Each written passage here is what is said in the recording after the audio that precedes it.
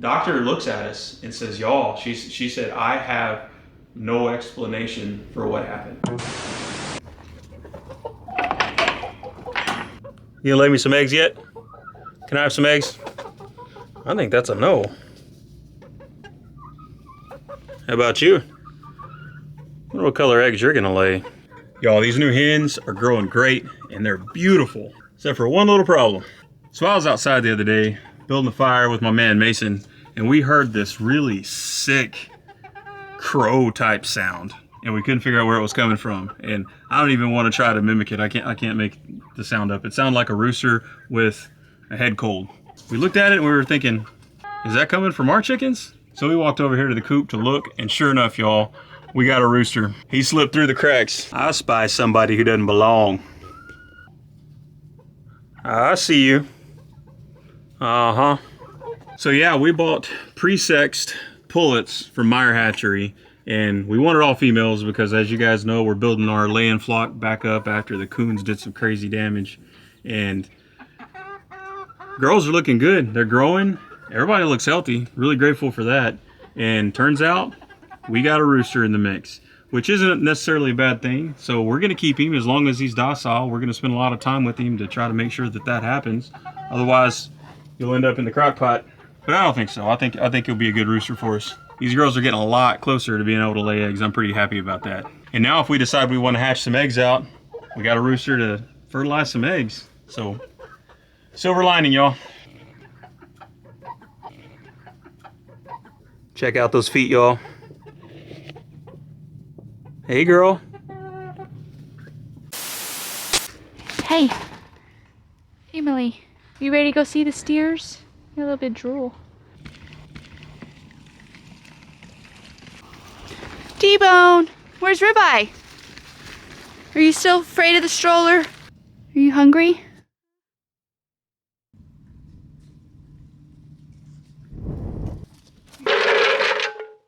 Mommy's little girl.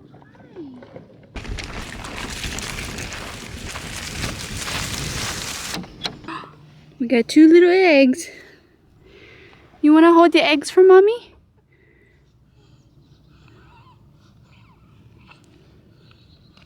Oh, you dropped that one. Here you go. You want another one? Here you go. Hold on tight. It's fragile. You can break it.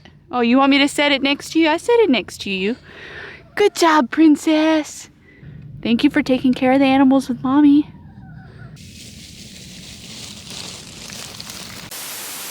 Y'all, can you believe Christmas is already here? No, it's not. Christmas, I refuse to accept that. Christmas is here, y'all. What's today? Today's the 19th. Today is December 19th. Hopefully you guys will see this video in a couple of days if I can get it edited before we go on vacation, because we're taking a really fun vacation. But I'm not going to tell y'all where just yet. So you got to wait. I'm so excited. It's going to be awesome. It's going to be awesome. We're going to have a white Christmas this year. We'll just put it that way. Yeah.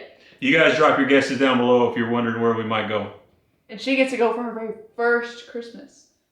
Like her very first Christmas isn't even at home. Our first Christmas with our newest little hiccup factory. Boo. Boo. It doesn't work for her. No, nothing. I tried, Princess. Yeah, she is interested in that camera. Yeah, she is. So y'all, we got some big news. We got big news. First of all, thank you guys. Thank you for the prayers. Yes. Thank y'all so much for the prayers of this little one right here. We got some big news for that, and we're going to share that with y'all in just a little bit. But first, y'all, look at how big she is. Look at how big this child is. She's only 4 months. She's 4 months old, y'all. Say hi, Princess. Say hi. What is that? Say Merry Christmas, everybody. Oh man, you're too heavy to hold like that. Y'all, we have a 20-pound 4-month-old. If that's not a breastfed baby, I don't know what is. She's got rolls and rolls and rolls. She's got rolls for days.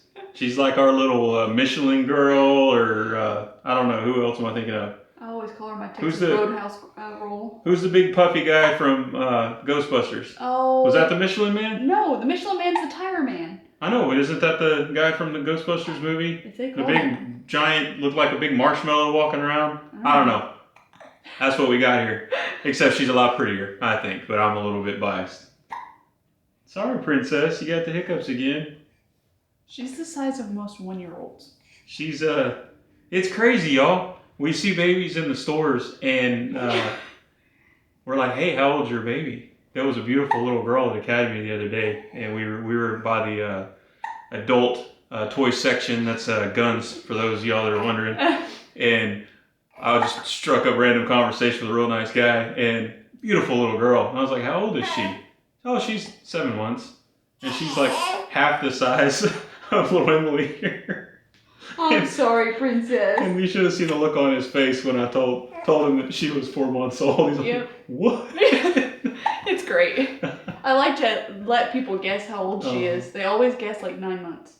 Yeah. So little one's got some teeth coming in, so she's a little drool factory too. She's laughing now. She can almost sit up on her own. She's really, really close to Rolling over. But she's got a lot to roll over. This is enough us some now. I think she's starving. She's like missing a meal. Yeah, she's missed too many meals, guys. We gotta feed it. Leave my poor baby alone. She's beautiful. She is beautiful. Yes, she is. God made her perfect. For those of y'all that may not have seen the first video that we did about this subject, Emily here, the doctors believe she was completely deaf in her right ear. And as we talked about, that was pretty tough news to hear. And we were really, really concerned that she would have hearing loss in her other ear as well. And we had the follow-up appointment a few weeks ago. Well, y'all, during that follow-up appointment, the doctor did that thing where she's looking at the test and she's looking at you, she's looking at the test, and she's just really studying it. And you get that sinking feeling because you always, that's the worst feeling in the world. Yes. When you're at the doctor's office and they're doing some sort of test and they're not telling you anything. Especially whenever it's about your child. Especially when it's about your child, for sure.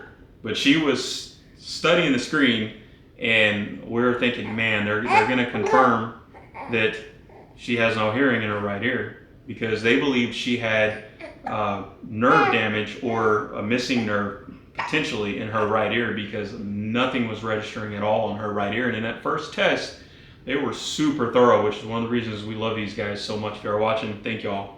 They were super thorough, so much so that they actually switched the ear plugs around and everything to make sure that the left ear was registering, but the right one wasn't. So they put the left ear in the right ear and did full testing on that, and nothing, y'all. It was a complete flat line.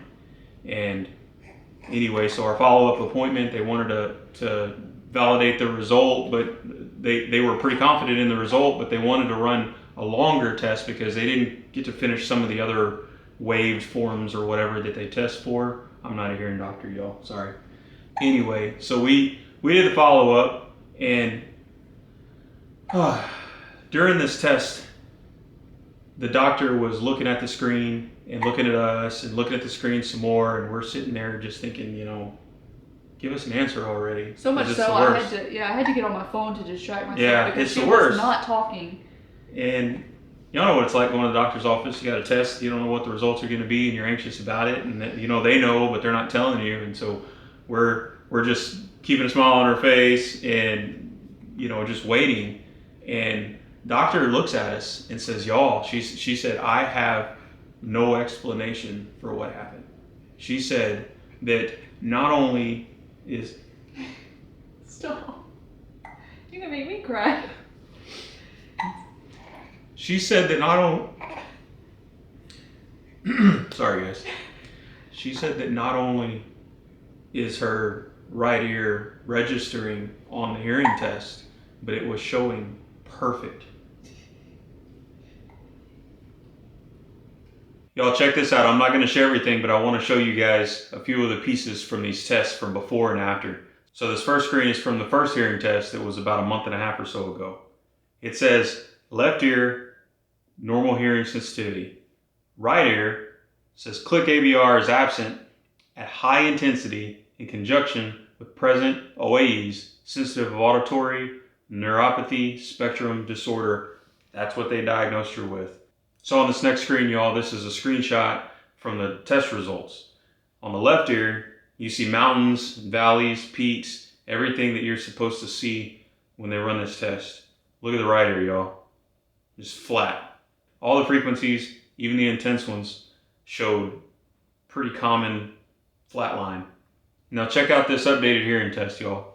Emily has adequate auditory access to spoken language. Recovery of ANSD is a rare occurrence, and as such, hearing should be monitored, and then it goes on. Next part says, today, click evoked and 500 Hertz ADR is present with robust morphology in both ears, repeatable down to normal levels. A whole lot of prayer, a whole lot of God. Check out the results on the second time. Look at that right chart, y'all. And here they are next to each other, before and after. Her hearing is showing absolutely perfect on the charts. Not just in her right ear, but in her left ear too, y'all. Yep. She said, what'd she say? She said she's only seen this like maybe a handful of times in her 20 years of experience. She looked at us and said that she didn't know the number, but she said that the reason she didn't know the number is because it's happened so infrequently. She said that it's definitely less than she can count on one hand that she's ever seen this happen. She said that she has zero explanation for why our little one would have a complete flat line with no response whatsoever just a month or so before, and then a perfect test. Y'all, I just smiled at her, smiled at Dorothy, and I said, we know why. Yep. Praise God. This little one right here, let her serve as an example to increase your faith today that prayers absolutely work. Y'all's prayers meant the world to us, more than you guys know, so thank you. Thank you guys from the bottom of our hearts. Thank you all. All right, guys, from our family to yours, we want to wish you guys a very blessed and Merry Christmas. And y'all remember, Christ is the reason we celebrate. God bless you guys. Merry Christmas, guys.